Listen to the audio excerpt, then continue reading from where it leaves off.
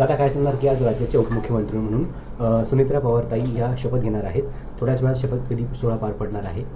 कसे बघता तुम्ही याकडे? शेवटी त्यांच्या पक्षांतर्गतचा ते विषय, आपण त्यात आपण काय बोलणार. परंतु एक दृष्टिकोनातून जर बघितलं तर त्यांचा पक्षाचा विषय असेल किंवा देवेंद्र फडणवीस साहेबाचा विषय असेल किंवा त्यांच्या पूर्ण पवार कुटुंबियांचा विषय असेल, झालं ते मला तरी किमान माझं एकट्याचं मत असे की चांगलं आहे. शेवटी दादांची पाडलेली वाट, दादांनी केलेलं काटेकोरपणानं प्रशासनाशी काम, राज्यभर केलेलं काम, ही जी प्रचंड मोठी विकासाची अजितदादांनी वाट पाडली होती, त्यावर चालवण्यासाठी त्यांच्या कुटुंबातलंच कुणीतरी पाहिजे होतं. आणि तो माझ्या मतानं तरी मला तरी वाटतं की चांगला निर्णय आहे.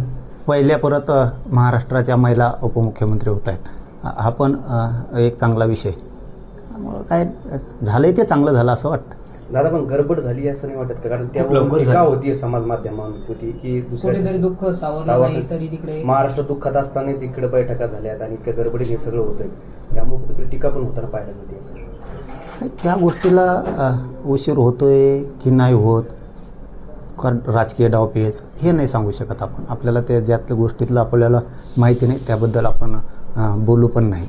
परंतु त्यांच्या जागेवरती, अजयदादांच्या जागेवरती त्यांचाच माणूस पाहिजे होता, हे मात्र खरं आहे. तिथं योग्य न्याय मिळाला असं सध्या वाटतंय. त्यामुळं चांगलं झालं आहे ते चांगलं झालं आहे, पण निर्णय उशिरा लवकर याबद्दलच्या माहितीचं आपल्याला नाही उत्तर देता येणार. बरं, मी पवार कुटुंबाचा उल्लेख केला होता. शरद पवार जे असं म्हणतात की आम्हाला त्या गोष्टीबद्दल काही माहिती नाही आहे आणि ते देखील शक्यला जाणार देखील नाही अशी माहिती आहे. म्हणजे कुटुंबात देखील संवाद झालेला नाही असं दिसतंय पवारांच्या म्हणण्यानुसार. एकतर पुन्हा तिथंच विषय येतो तर त्यांचा राजकीय डावपेच असू शकतात, काय असू शकतं. परंतु आताची घडी अशी आहे आता, म्हणजे त्या ताई साहेबांसाठी की सुनेत्रा ताई साहेबांसाठी की सगळ्यांना मिळून मिसळून घेऊन चालणं त्यांच्यावरती ती जबाबदारी आहे. कारण त्याचंसुद्धा आता त्यांना लक्ष ठेवावं लागणार आहे की आपले सगळा परिवार, आपलं राज्यातले सगळे कार्यकर्ते, त्याच्यात छक्केपंजे खेळणारे खूप येणार आहेत आता. कारण काही गिधडं आत्तापर्यंत नव्हते, ते दादाच्या पश्चात मात्र आता घिरट्या घालायला लागले. याच्याकडं सुद्धा ताईंना उपमुख्यमंत्री पद घेतल्याच्या नंतर लक्ष ठेवावं लागणार आहे. कारण दादा होते, अजितदादा हे दादा होते. इतकं त्यांच्या मागं ताण असतानासुद्धा त्यांचीसुद्धा खूप कसरत झालेली. हे सोपं नाही, मी सांगतो. हे आता त्यांनी कसं घ्यायचं याच्यातून जे त्याचा प्रश्न आहे. जे आम्हाला वाटतंय ते आम्ही बोलणार. दादांची जरी एवढी कसरत होत होती तर दादांसोबत काही दिवस महिने न दिसणारे गिधडं आता पुन्हा सक्रिय झालेत. म्हणजे हे गिधडं असे येतं, एक दोनच आहेत, जास्त नाहीत. त्यांचा तो पक्षाचा विषय त्यांनी बघितला पाहिजे. पण जे वाटतंय ते आपण बोलणारच. की ते पूर्वी असं होतं बघा, वाड्या असायचा पूर्वी आणि त्या वाड्यात ढेकणं असायची आणि ज्या घरानं मोठं केलं त्या ढेकणाचं काम असायचं त्याच घरातल्या माणसाला चावायचं, रक्त प्यायचं. असे काही गिधडं येतं, काही ढेकणं येतं तिथं आसपास. त्यांच्यावर मात्र लक्ष ठेवलं पाहिजे. त्यांची बोलण्याची पद्धत वेगळी असती.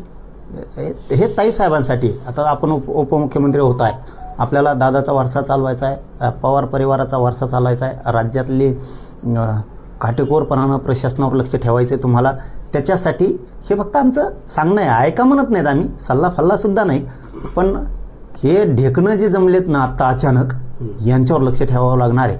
कारण शेवटी उपमुख्यमंत्री झाल्याच्या नंतर सुनेत्रा ताई साहेब, तुम्ही एक लक्षात घ्या, तुम्ही मराठवाड्याची लेक आहेत आणि तुम्ही पश्चिम महाराष्ट्रातली सून आहेत.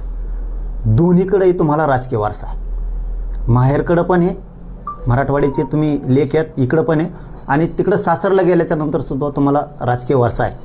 त्यामुळं तुम्हाला खूप बारीक लक्ष ठेवावं लागणार आहे की हे कोण कसे आहेत. याच्यात आता जे जमलेत ना एक दोन गिधाडं, हे खूप मोठा फायदा उचलू शकते. की त्यांच्यापासून दादालासुद्धा त्रास झालेला आहे त्यावेळेस.